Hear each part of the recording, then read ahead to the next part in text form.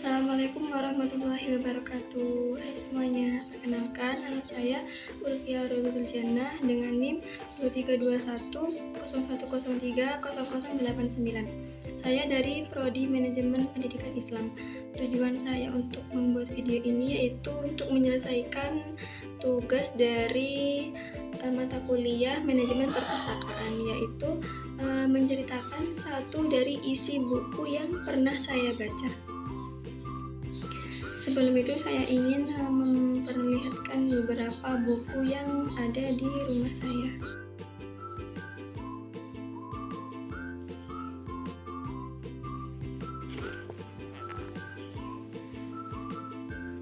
Nah, di sini saya akan menceritakan salah satu isi novel tentang hafalan sholat Delisa.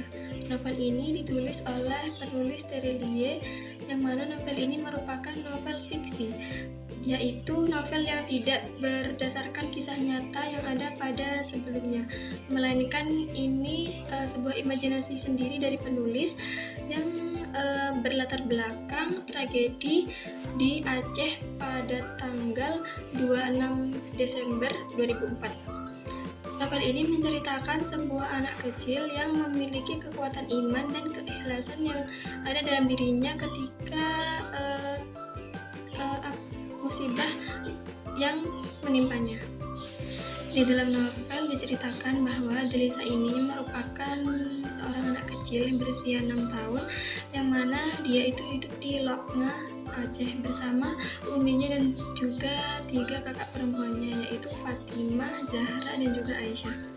Akan tetapi ayahnya tidak tinggal bersama dikarenakan tuntutan kerja yang mengharuskan mereka itu tidak bisa tinggal bersama.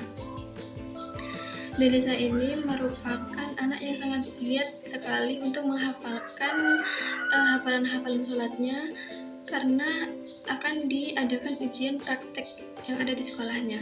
Selain itu, motivasi terbesar Delisa untuk bisa menghafalkan hafalan-hafalan sholatnya dikarenakan janji uminya yang akan memberikan kalung berinisial D ketika Delisa berhasil menghafalkan hafalan-hafalan sholatnya dengan baik. Seiring berjalannya waktu, terjadilah tsunami di Aceh pada tanggal 26 Desember 2004, yang mana pada waktu itu Delisa sedang melaksanakan praktek sholatnya di sekolah. Pada waktu itu, Delisa melaksanakannya di ruangan bersama juri-juri yang menilai praktek sholatnya.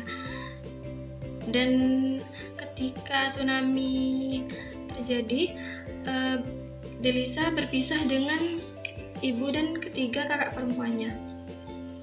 Delisa di dalam cerita itu terdampar sendirian dengan luka parah. Setelah terjadinya tsunami dan Delisa pun terdampar sendiri, Delisa ditemukan oleh seorang prajurit asing yang bernama Smith dan kemudian dilarikan ke rumah sakit. Di dalam rumah sakit, Delisa divonis harus diamputasi salah satu kakinya dikarenakan infeksi yang diakibatkan oleh reruntuhan saat terjadinya tsunami. Nah, pada saat itu juga ketika terjadinya tsunami, itu banyak info yang beredar di media sosial seperti televisi, radio, dan juga lain-lain. Nah, pada saat itu juga ayahnya tahu ketika ada tragedi di Aceh itu. Nah, saat itu juga ayahnya pun langsung bergegas mencari keluarganya. Akan tapi seperti yang sudah diceritakan di dalam novel, Umi dan ketiga kakak Delisa telah meninggal dunia. Hanya tersisa Delisa.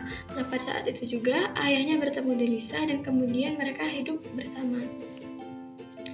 Di tengah musibah yang menimpa Delisa ini, Delisa sangat kuat dan tabah menjalaninya dengan keterbatasan kaki yang harus diamputasi dan juga harus mengalami kondisi yang tidak seperti teman-temannya.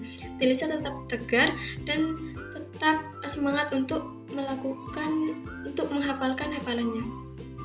Nah, pada musibah tersebut juga Delisa mampu menyelesaikan hafalan-hafalan sholatnya dengan sempurna hingga sampai tahiyat akhir. Dan pada saat itu juga dalam novel diceritakan bahwa Delisa menemukan kalung yang yang dijanjikan uminya ketika mereka masih bersama. Akhir cerita di dalam novel dijelaskan bahwa ini happy ending meskipun kehilangan seorang ibu dan ketiga kakaknya, akan tetapi dikarenakan kebesaran hati dan keikhlasan anak tersebut menerima semua takdir yang telah ditetapkan untuk dia tetap memiliki hati yang tegar, sabar, dan juga bersyukur. Nah, dari kisah ini bisa disimpulkan dan bisa kita ambil pesan moralnya. Yang pertama yaitu keikhlasan hati. Nah, jadi kita harus selalu memiliki hati yang ikhlas, sabar, dan juga tabah ketika menghadapi musibah yang telah ditetapkan untuk setiap hambanya. Yang kedua, artinya kekeluargaan, yang mana pasti semua seorang ayah dan ibu itu memiliki kasih sayang yang tak terhingga. Dan yang ketiga itu sholat. Jadi sholat itu bukan hanya sekedar menjalankan sholat saja, tetapi kita harus tahu makna dan arti setiap bacaan yang kita baca ketika sholat.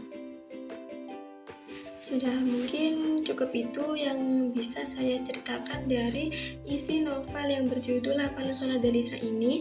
Kurang lebihnya mohon maaf dan terima kasih telah menonton. Assalamualaikum warahmatullahi wabarakatuh.